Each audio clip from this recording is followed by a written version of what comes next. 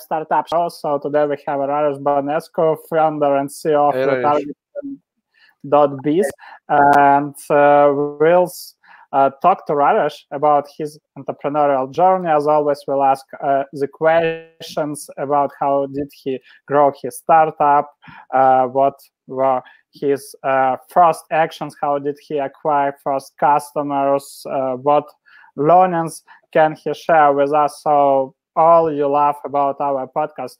Raes, thanks a lot for joining us today. Can you please share a few words about yourself and your product? So I've been in the e-commerce industry since 12 or 13 years. And in this journey, I identified that there is a need, because I was owning e-shops before, and I identified that there is a need of a product that, let's say, automate the communication between my shop and my users, because you always forget to send a newsletter, you always forget to, I don't know, to create a new campaign in Google or in Facebook, you always forget to increase budgets on the performing campaigns. And we started developing retargeting.biz 6 years ago. It was me and two developers, started on my couch actually. And since 2013, 2014, when we released the first version, we managed to get close to 1,000 paying customers, a team of 35, offices in 4 countries, Romania, Bulgaria, Hungary, and Greece. And we're in the process of releasing our first product that will be 100% managed by machine learning. So the journey was not that easy as I explained it. It was a lot of steps, a lot of versions. You know, someone asked me at the beginning, a few months ago, why are we releasing the 6th version? It's easy, because the first 5th, it didn't perform as expected. You know, and as an entrepreneur, you don't measure 10 times and you cut once. You go like this, you know, up, you find some new ideas, you fix some new things, and by doing so, you increase, and you build a better product every time. That's totally true. And what's your revenue, monthly or annual recurring revenue at the moment? So we're currently at around 3.4 million euros revenue this year. Is not all recurrent revenue. We have other revenue streams. The recurrent revenue is around 2.5 million, and another close to 1 million in other revenue streams or other products that we're building right now, because one idea leads to another, and another idea leads to a new product. Fantastic. Nice. That's really mind-blowing and great achievement for being 6 years on this market. You know, that's fantastic achievement. And can you please share what's the difference? Because I read your website, I know what actually do you mean by dynamic ads, but can you please share the difference? What's the difference between your product and standard retargeting you can do on Facebook, on Google? What's your product allows to do better with retargeting? Our product allows you to scale creatives. For example, if you want to do retargeting with, let's say you have a banner, you create a banner, and that banner will be seen by all of your audience. If you want the dynamic retargeting, then you do it by catalog. You know, you plug in the catalog. Yeah. But if you want to scale creatives, for example, having a frame or having something animated on that ad, you won't be able unless you prepare all the images and upload it in your feed. So what we're doing actually, we are allowing you to scale creatives, and on top of that, we have a lot of scripts that increase performance. For example, we exclude bounce.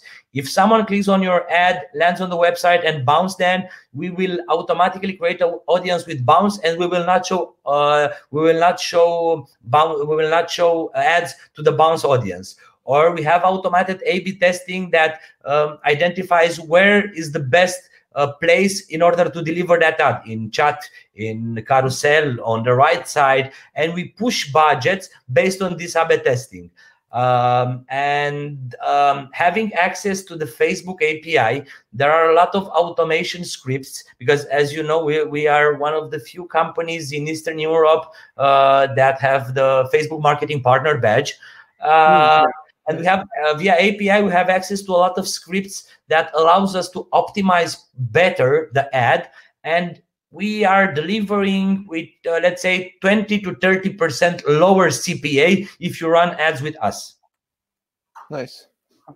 Fantastic. Yeah, imagine that we're digitalizing and we're automizing a performance marketing agency or a digital marketing agency, because the issue with digital marketing agencies is they can't scale. If they scale, they need more human resources. So with us, we're a team of 35, and 15 probably are developers. So 20 are operational, customer support, and sales. And with these 20 guys, we're managing 1,000 customers. If we want to scale from 1,000 to 2,000 customers, we will need 10 servers, 6 servers, and another 4 employees.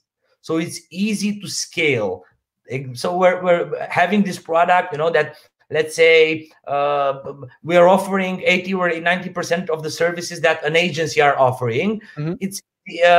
But the customers are happy there because they're paying less. If you're in e-commerce, you'll need an agency for Google, the freelancer for Facebook, an app for newsletter, an app for push notification, a supplier for SMS, a supplier for personalized content on the website. All these bundles of service you can find in retargeting, fully automized and personalized at a fraction of the cost. Amazing. Based on what you have shared, I just have 2 questions I want to ask you. So the first one is, when you started that business, did you have any fear, putting all eggs in one basket? I mean, you rely on Facebook and Google algorithms. I didn't have Google and Facebook at the beginning. At the beginning, retargeting started as a re-engagement platform with emails, pop-ups, and SMSs, automated pop-ups and emails based on user actions on the website, like exit intent pop-up, like cart abandonment or upsell pop-up, stuff like that. And we didn't have Google and Facebook in our value proposition. With the first version of the product, we managed to get around 200 paying customers, and then at an event in Poland, if I remember correctly, Google approached us. Hey, look guys, I see that you have a lot of e-commerce shops. Do you think it will be a good idea to integrate also Google and deliver Google ads to your customers? Okay. And so, okay, if we're going to build Google, let's add also Facebook. We tried to find a partner who will have both of them. We didn't find a partner that will give us API access and with a good cost as well, of course. And we started building the APIs for ourselves.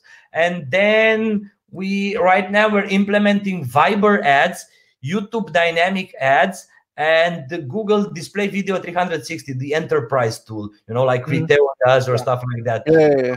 Things started to shift for us from the moment we announced Google and Facebook, and since then we're growing stably. We have a stable increase month over month, and we're growing and we're adding other products and other features in the product.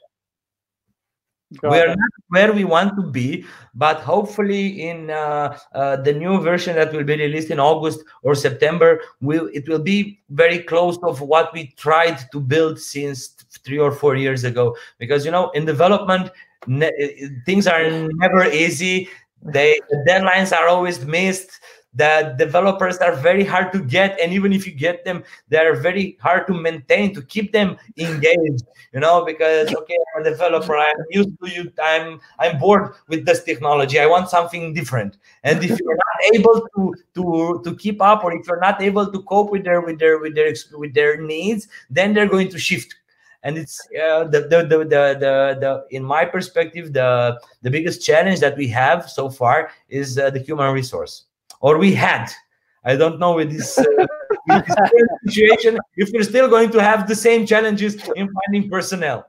You know, I'm also working on a startup right now. So in a couple of weeks, an MVP would be ready. And I had a chat with SalesFlare founder, Jeroen from Belgium. And he asked me several times, what's your progress with the product? You know, and I'm like, well, it's not ready. But developers say that it will be ready later. And just keep him with one great quote. Welcome to the SaaS world. When you will consider you have this product ready, then you'll have other challenges like, okay, I forgot about the onboarding. Okay, the onboarding process doesn't fulfill the needs of my customers. Okay, I forgot I need an app in order to manage my customers. I need, okay, the billing system is not as I expected. I need to rebuild it based on my needs. And you will start building other products that will help you manage the current product, and then you will need resources in order, because you will be behind with the development for the base product, and everything it's like a snowball. You will need more and more and more and more and more and more.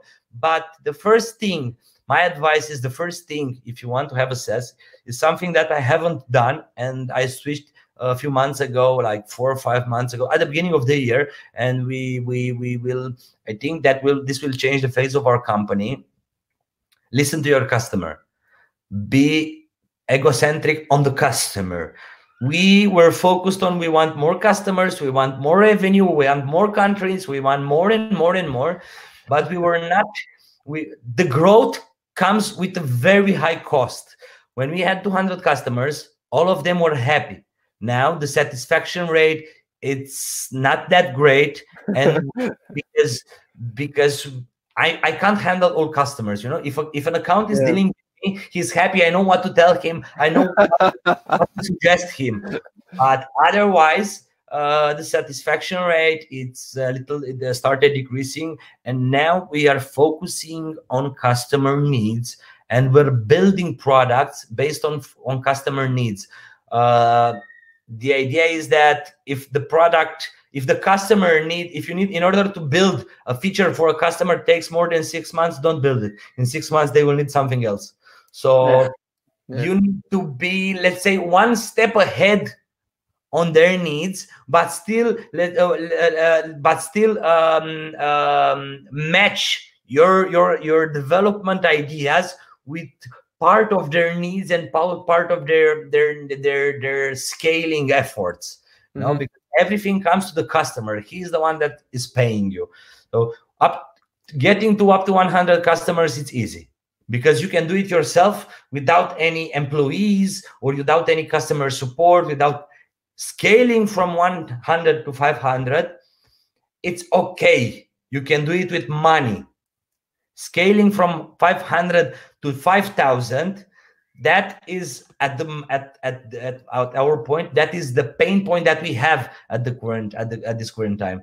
This is the hard part, you know, like when you have 20 or 30 employees, you know all of them by middle name. But when you have 200 employees, it will be impossible to grow if you don't have the procedures in place, like keep people in customer, keep people in marketing, keep people in technique, keep people in sales, in order to have a let's say a pyramid of decision. But when you will do that, the feeling of startup will disappear in your company. You will not be a startup anymore. You will be numbers, 0, 1. It's better. It's increasing.